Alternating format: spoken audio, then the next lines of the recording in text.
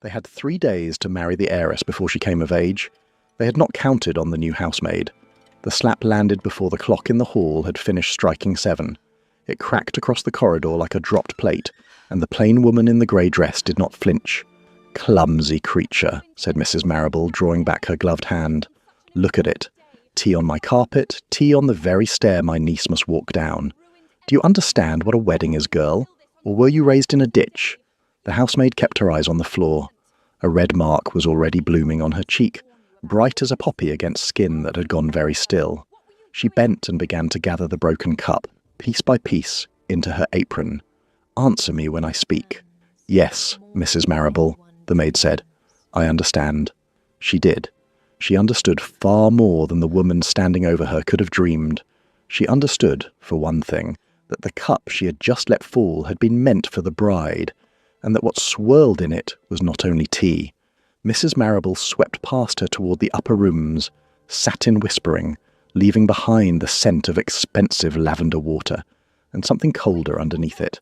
A footman pressed himself against the wall to let her pass. A kitchen girl, no more than 14, had stopped on the landing with a basket of linen and was staring at the maid on her knees.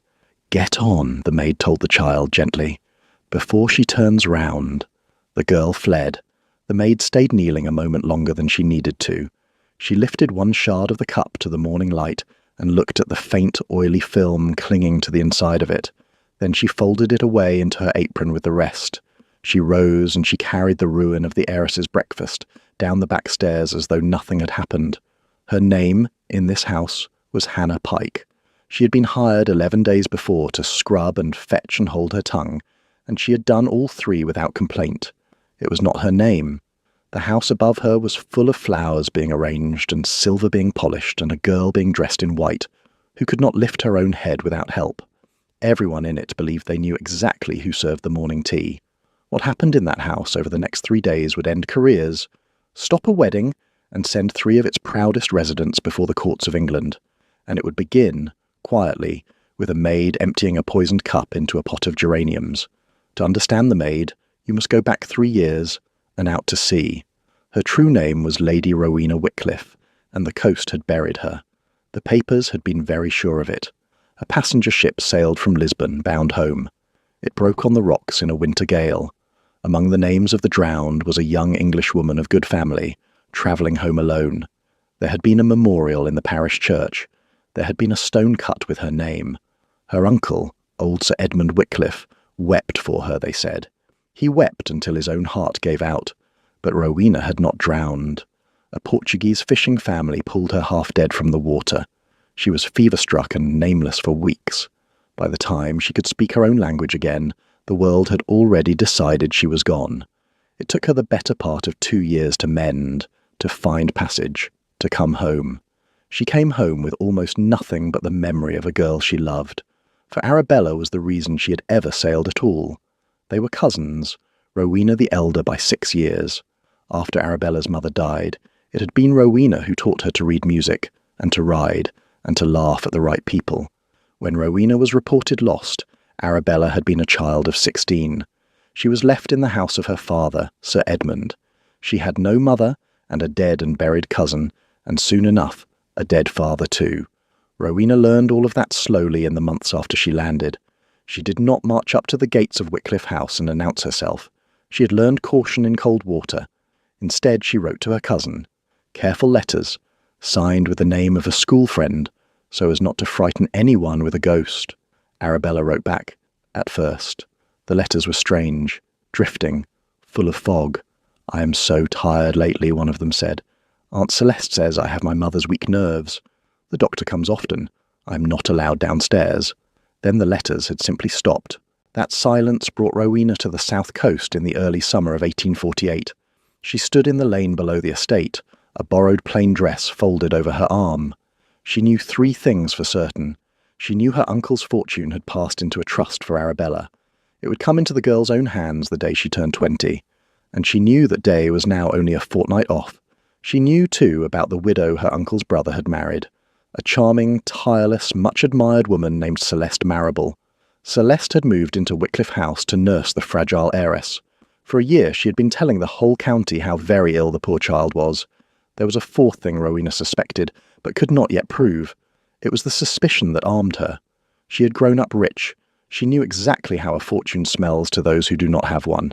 She knew the kind of warmth people manufacture when they want what you are guarding. She did not intend to walk in trusting a single smiling face. "They will tell me she is delicate," she said to herself, in the lane, looking up at the bright windows. "Let me go and see for myself what they do when they believe no one is watching." So she did not knock at the front door as Lady Rowena Wycliffe returned from the dead. She went round to the servants' gate, and she asked for work. In a room over an inn the night before, she had made herself disappear. She had washed the scent out of her hair and let it dry plain.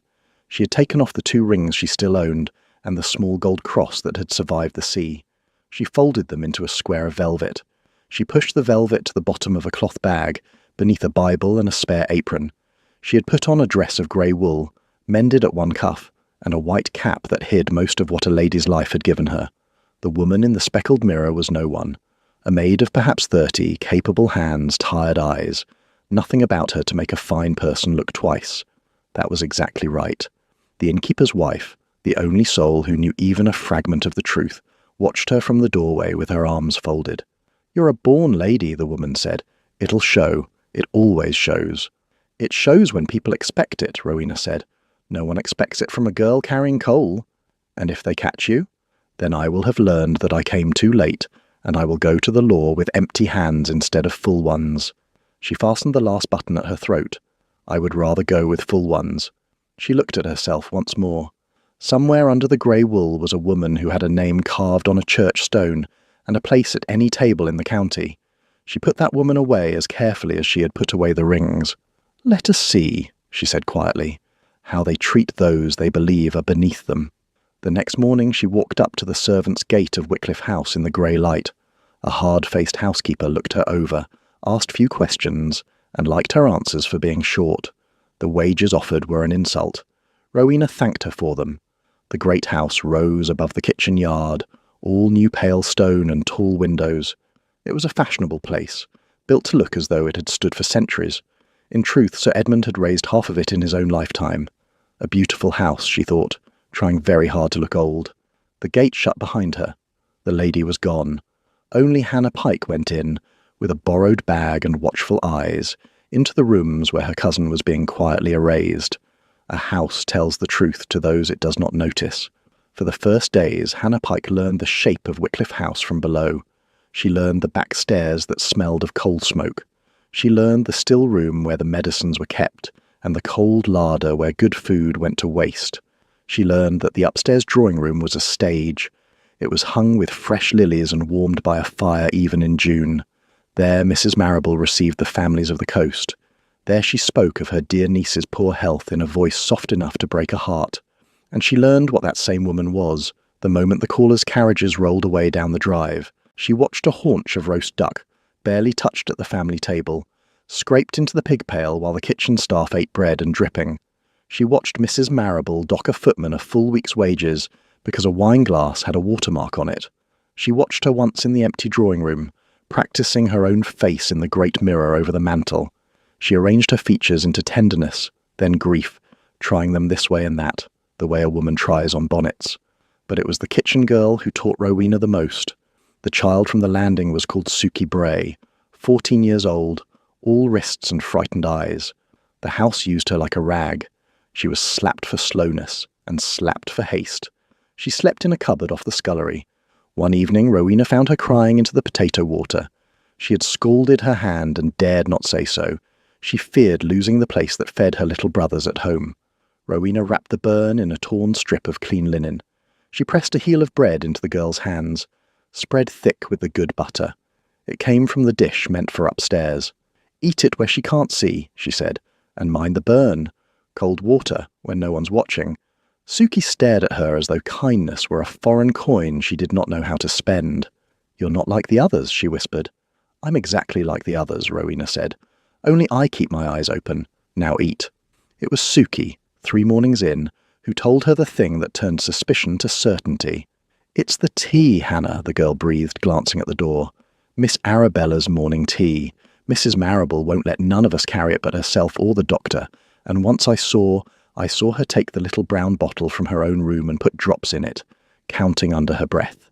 And after, Miss Arabella can't hardly keep awake. She used to be so merry. I remember when she used to be merry. How long? Rowena asked. Her voice did not change. It cost her a great deal to keep it from changing. A year, near enough, since the old master died. Suki twisted her apron. They say she's mad. They say it's her nerves. But Hannah, I don't think she's mad. I think she's only sleepy. Drugged sleepy. Rowena said nothing for a moment. The world reveals itself, she thought, when it believes no one important is watching. She had come to test a smile. The smile had failed every test there was. Listen to me, she said at last. From tomorrow I carry that tray, not you. If Mrs. Marrable asks, I begged for the work to spare your scalded hand. Can you do that? The girl nodded, wide-eyed. Good, Rowena said. And Suki, you may yet save a life. Remember that. Whatever they do to you in this house, you may yet save a life. She got her place at the tray, and she paid for it. It took 2 days. 2 days before they trusted her to carry the loaded tray up to the door, where Mrs. Marrable would take it from her hands and go in alone. That was where Rowena learned the trick of it. She would watch from the corridor. The woman set the tray on the table inside, dosed the cup from the small brown bottle, and stirred it with 3 slow turns of the spoon. Then she called Hannah to take the empty things away. Hannah always managed to muddle the trays, so the dosed tea came down with her, still warm, in a second cup. And on the way down, alone on the back stairs, she found her chance. She poured it into whatever pot of geraniums sat on the landing sill. It was clumsy, and it was dangerous, and it could not last. But for 2 mornings her cousin drank tea that had been quietly halved. For 2 mornings the fog over Arabella thinned by a finger's breadth. On the 3rd morning, Mrs. Marrable noticed the geraniums were dying. She came down to the kitchen with the dead plant in her 2 hands. Her face was white with a fury she did not bother to perform. Who, she said, has been pouring slops in my flowers? The kitchen went silent. Rowena set down the kettle and stepped forward before Suki could so much as breathe. I water them, Mrs. Marrable. I must have given them too much. Too much. Mrs. Marrable looked at the soil and then at the maid, and something cold and clever moved behind her eyes. With tea? With the dregs of the pot?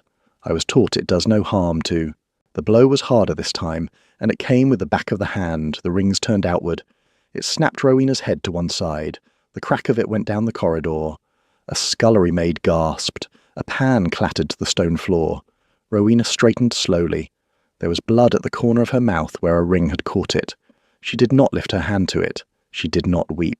She looked at Mrs. Marrable with eyes that were perfectly level and perfectly dry, and the woman faltered, just for a moment.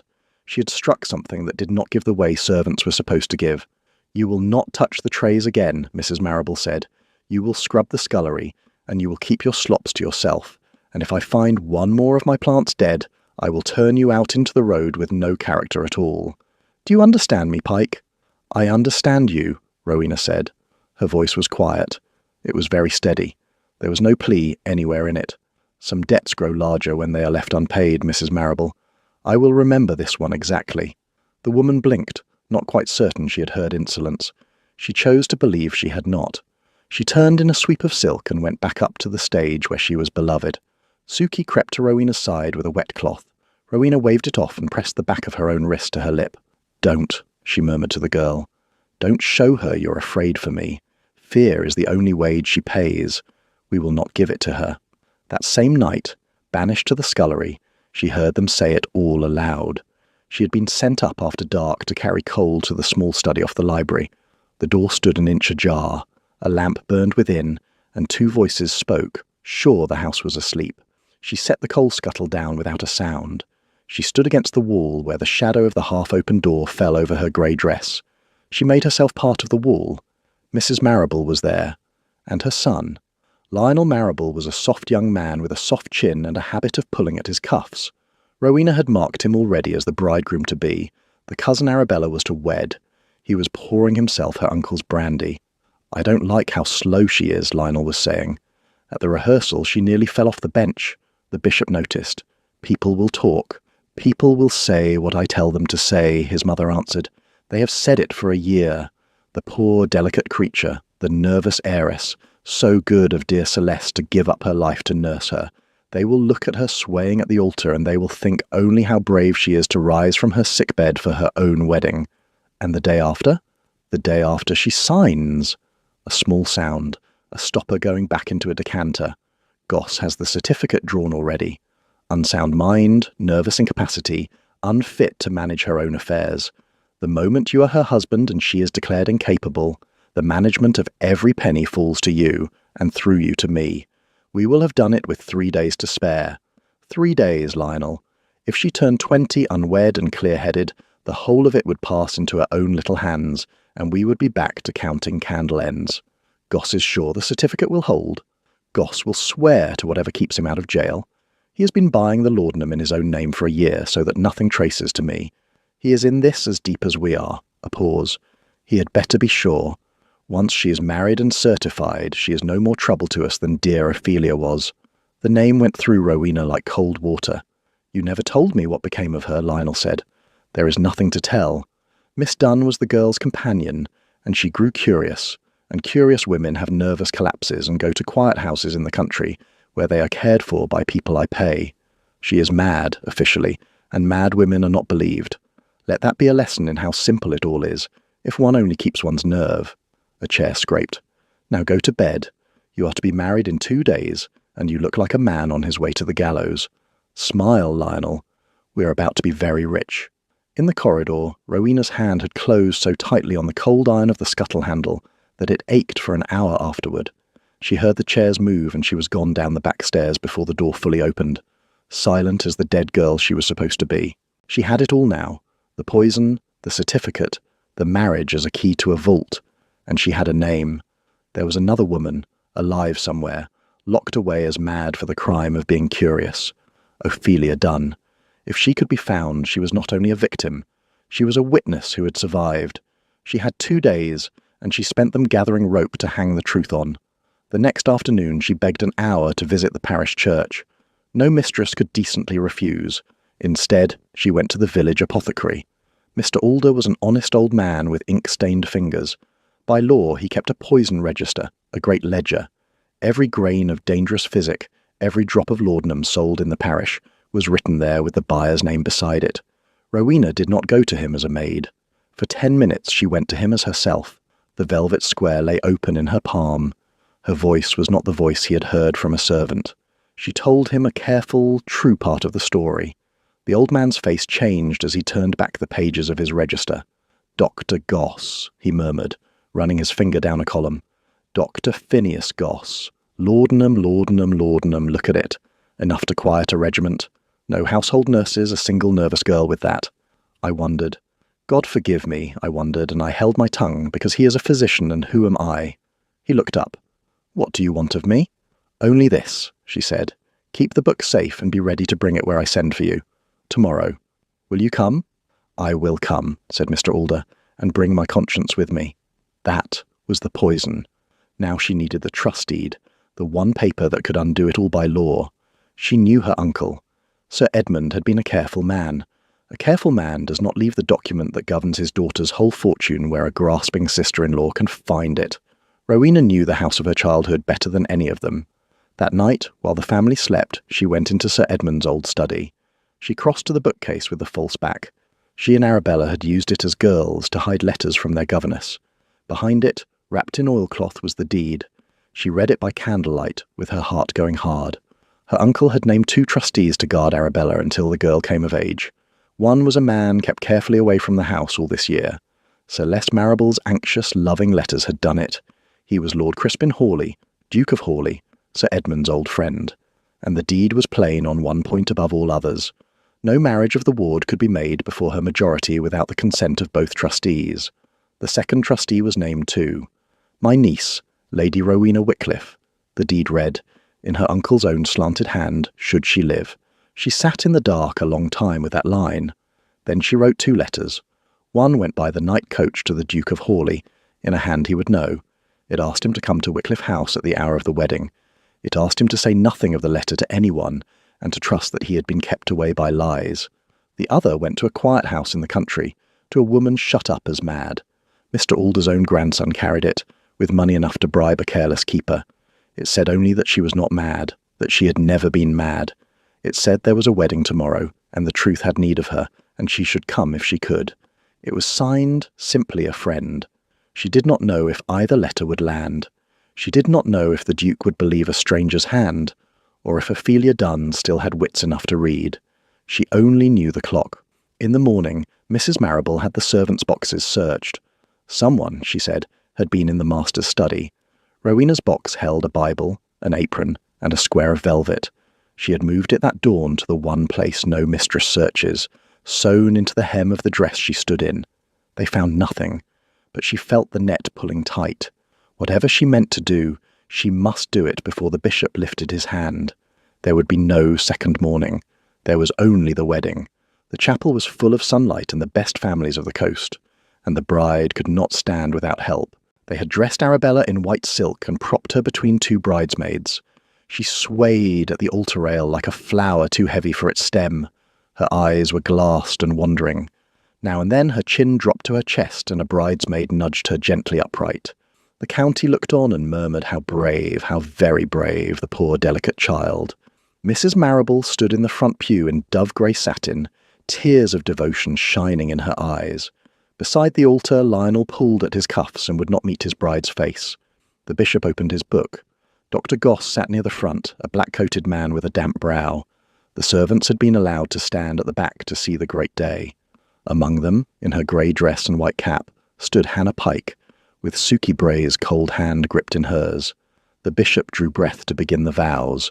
"Before he speaks the vows, your grace," said the maid, and her voice carried down the whole length of the chapel, calm enough to terrify.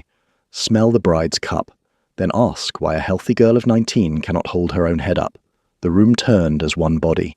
100 faces, and on every one of them the same outrage that a servant had dared to speak. Mrs. Marrable was on her feet. "Remove that woman. She is a deranged creature. She struck her head. She—" "Let her finish." The voice came from the chapel door, and it was a voice the whole county knew. A tall, grey-haired man stood in the sunlight of the doorway, travel-dusty, his eyes hard as flint. Behind him came an old apothecary, clutching a great ledger to his chest. And behind the apothecary came a thin woman in a plain bonnet, leaning on a servant's arm but standing on her own 2 feet. 3 people in that chapel went white to see her. "Your Grace," the bishop stammered. "Lord Hawley, I had no—" "I am co-trustee of this child's fortune," the Duke said, walking up the aisle, "and I have not consented to this marriage, nor was I asked, because for a year I have been told by that woman that my friend's daughter was too ill to receive me. I begin to see why." He stopped before the swaying bride and looked at her face, truly looked, and something broke and hardened in his own. "Good God, what have they done to you?" "Smell the cup, your grace," the maid said again. Suki Bray stepped forward, shaking. She held up a covered cup, carried hidden under her shawl from that very morning's untouched tray. The Duke took it. He lifted the cloth, bent his head, and breathed in. His jaw set. He had served in the wars. He knew exactly what laudanum smelled like in a cup of breakfast tea. "This is drugged," he said, into the silence. "This child has been drugged." The chapel did not gasp. It stopped. The whole bright, crowded room simply stopped breathing. And into that stillness the maid in grey walked up the aisle. She reached up and drew the white cap from her head. She let down hair that no servant ever wore. She lifted her face, and the light from the high windows fell full upon it. "Aunt Celeste does not know me," she said. "She came to this house after I was gone, but Lord Hawley knew my father, and he may know his face in mine." The Duke stared at her, as if at a risen ghost. "Edmund's niece," he breathed. "But you were lost. You were lost at sea. We buried you. You told the world I was lost at sea." Rowena's voice did not rise. It did not need to. "I was not lost. I was coming home, and I came in time." Mrs. Marrable's hand had gone to the back of a pew. Her face, the famous, beloved, tender face, had drained to the colour of the bride's silk. Lionel had sat down hard on the altar step, and Dr. Goss had risen halfway from his seat as though to run. He found the chapel door full of the woman in the plain bonnet, lucid and steady, looking straight at him. "Hello, Dr. Goss," said Ophelia Dunn. "I am told I am mad. Shall we ask the room which of us looks madder now?" After that, The truth came out piece by piece, and each piece landed like a hammer. Rowena did not shout. She turned to the assembled families, and she laid it before them the way one lays evidence before a court, plainly in order, leaving nowhere to hide. "This is Mr. Alder, the apothecary of this parish," she said. "He keeps a poison register as the law requires.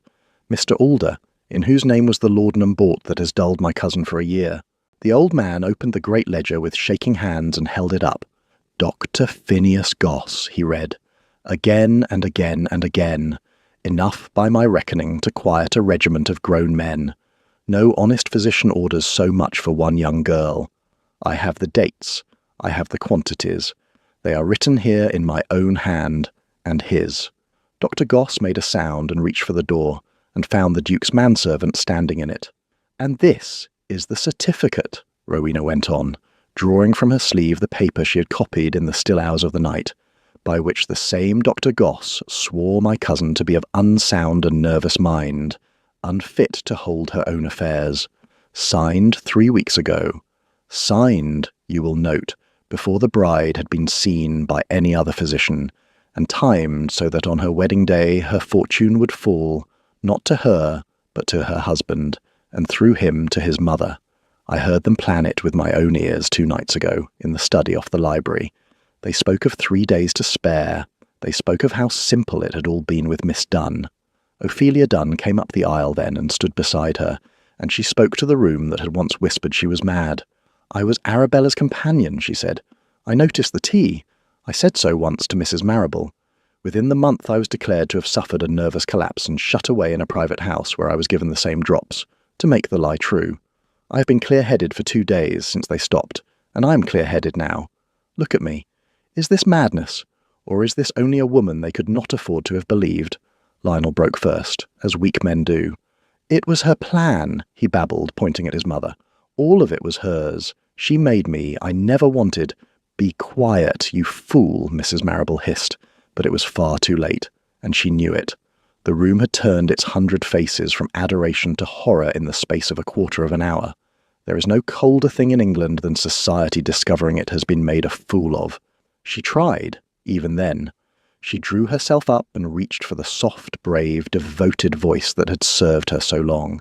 Your Grace, I have given a year of my life to nursing this poor afflicted. You did not nurse her. Rowena's words cut straight across the lie and silenced it.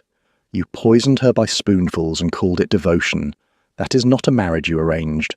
It is a robbery with a parson standing by to bless it. The Duke of Hawley turned to the bishop. There will be no wedding here. No vow spoken over this child would bind her. She is drugged, she is underage, and she is given against the deed I hold, and that this lady holds, both of us trustees, and neither of us consenting. He looked at Mrs. Marrable, and at her son, and at the sweating doctor.